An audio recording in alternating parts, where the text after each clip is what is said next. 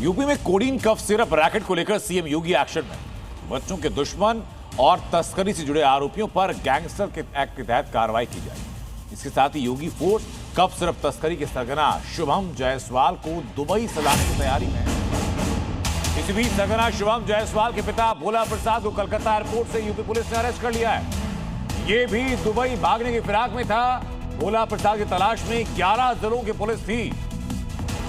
ये तस्वीर आप देखिए भोला प्रसाद की, जो कि शुभम जायसवाल के पिता है। यूपी एसटीएफ की 11 टीमें लगी हुई थी, 11 जिलों की टीमें लगी हुई थी और कोलकाता एयरपोर्ट से भोला प्रसाद को गिरफ्तार किया गया, जो कि दुबई भागने की फिराक में है। जबकि कफ सिरप तस्करी का सरगना शुभम जायसवाल, जो कि दुबई में है, उसको भी दुबई से वापस आने की तैयारी में भारतीय एजेंसीज हैं। कोडीन कफ सिरप पर कार्रवाई के तहत शुभम जायसवाल के ऊपर शिकंजा कसा जा रहा है और उसके पिता भोला प्रसाद को गिरफ्तार कोलकाता हाईकोर्ट से कर लिया, वो भी उस वक्त पर जब शुभम जायसवाल के पिता भोला प्रसाद दुबई भागने की फिराक में थे।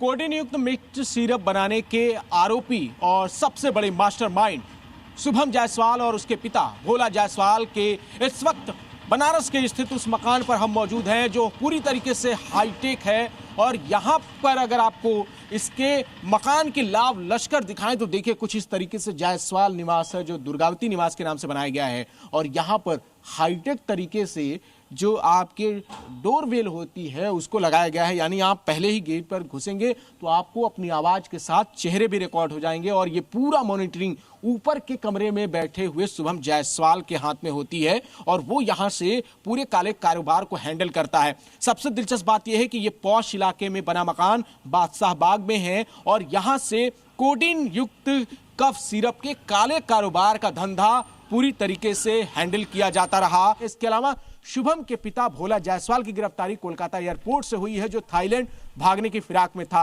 अब पुलिस इस पूरे एंगल पर जांच कर रही है और शुभम के जितने भी करीबी हैं उनकी धरपकड़ की जानी है। यानी साफ तौर पर अब यह जाहिर है कि इस पूरे सिंडिकेट का जो सरगना शुभम जायसवाल है, उसके करीबी और उसकी खुद की तलाश पुलिस लगातार कर रही है। आने वाले दिनों में गिरफ्तारी जल्द होने की उम्मीद भी जताई जा रही है। वाराणसी से वीडियो जर्नलिस्ट बाबूलाल के साथ जयपाल, जी मीडिया।